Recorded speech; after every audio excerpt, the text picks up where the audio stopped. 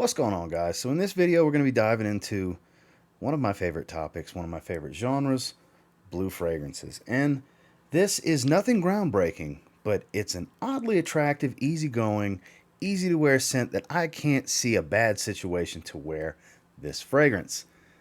I'm talking about Mercedes-Benz Club Blue. So stay tuned.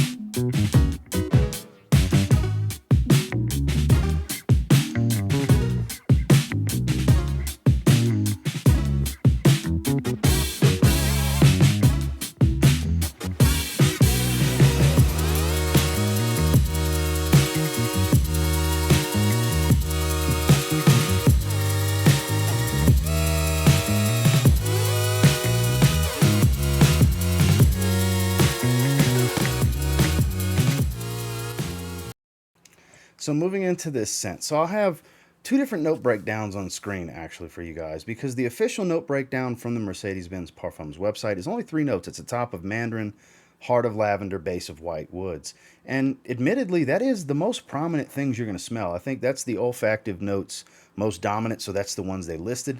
Because as you see with Parfumo's note breakdown, there's a bit more to it. There's cardamom, there's ginger, there's oak moss and musk, because there is a little bit of muskiness going on here. When you first spray this one, I actually have it on right now. It's very lovely. It was my scent of the day. I'm wearing it out the shower again this evening. I wore it out the shower again the other night. I've been doing test sprays. I've actually quite been enjoying this one. It's nothing groundbreaking, like I said, though I don't necessarily get any cardamom like Parfumo and Fragrantica's note breakdown says there is. I do get a light spiciness in the background that could be a combination of cardamom and ginger. It could just be some ginger, but there's a creaminess here with this aromatic lavender. Yes, it's a little soapy, and there's a gorgeous, like, sparkly type of mandarin orange at the top. It's juicy orange, but it's also got this effervescence to it. That's why I say it's kind of sparkly.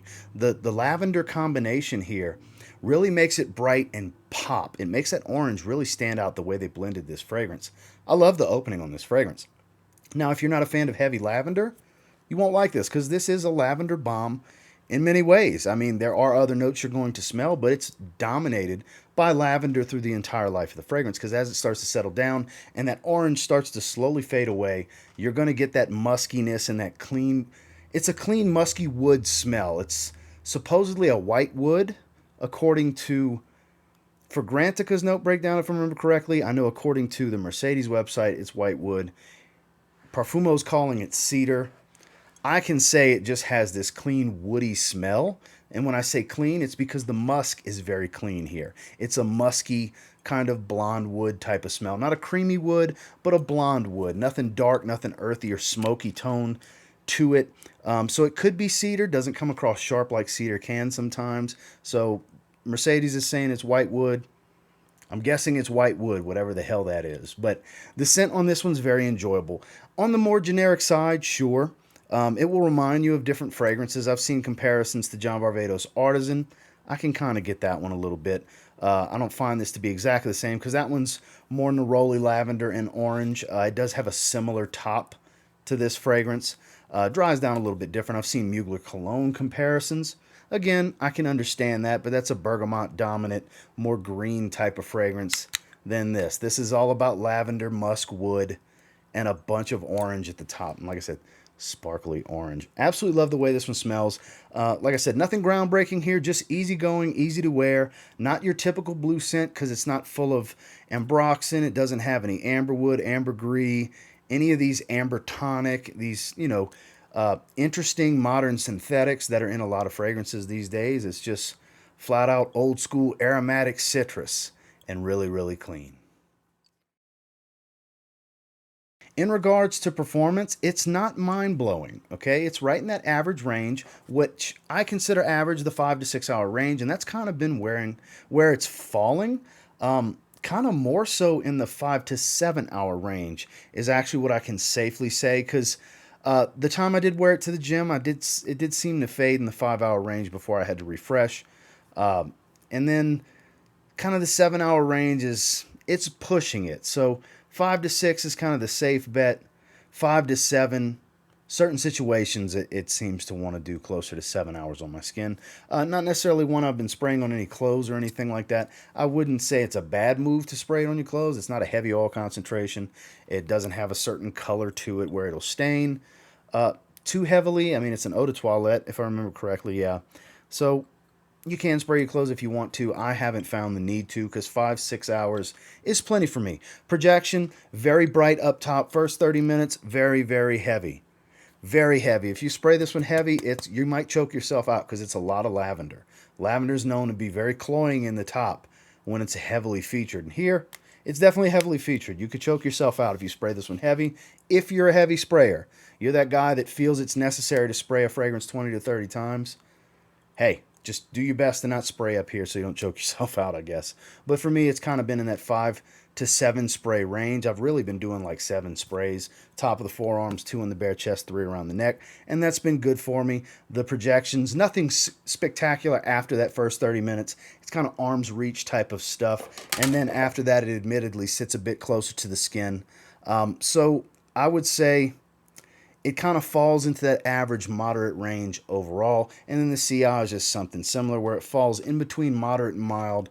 So it's nothing really strong in the sillage. Your bubble and your trail is not super dense or a super captivating long trail. But people will be able to smell you when you walk by. Just you'll have to walk within a reasonable distance and then be breathing through their nose for them to smell you, because again, not something super strong, but a very safe fragrance with its style and with its performance.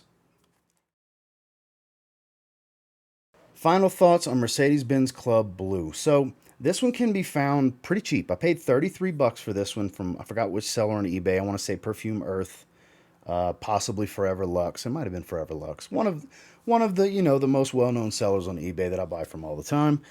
You can find these in the low 30s to high 30s on up to $40 range. I think that's a great price point for this one. I don't think it's a groundbreaking scent, but it is a nice scent. It's not one I'm recommending you guys run out and try.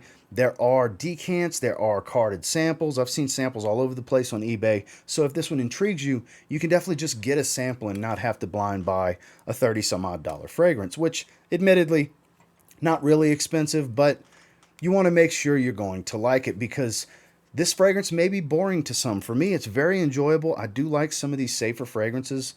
Probably 6 out of 10 times I'm going to wear something in the realm of Mercedes-Benz Club Blue.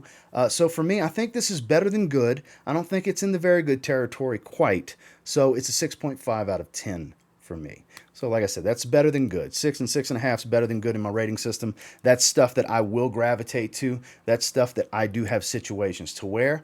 That is a rating for fragrances that you're going to see in the rotation sporadically from time to time. I will reach for this. I do enjoy the way it smells. I do enjoy a lot of lavender in fragrances, and this is a bomb. And just, again, I have to stress that sparkly smell to the mandarin orange and the top of the lavender. It just not necessarily captivates me, but it's so enjoyable to my senses. I just can't stop smelling myself every time I've worn it so far.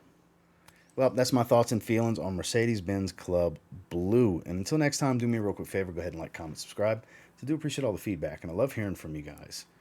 I mean, if you've tried this, what do you think about it? And like I said, I can see where some people aren't going to be fans of it. If you got a sizable collection, you've got fragrances that are in the same vein, same vibe, so it might be a pass for you. I understand. I got a bunch of fragrances that do the same job that this one does. I mean, a lot of fragrances that do the same job, but I like variety. I like trying new things.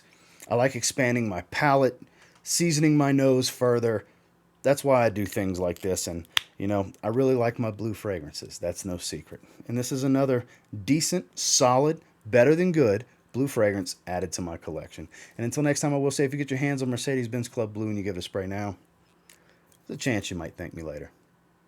Have a good one, guys.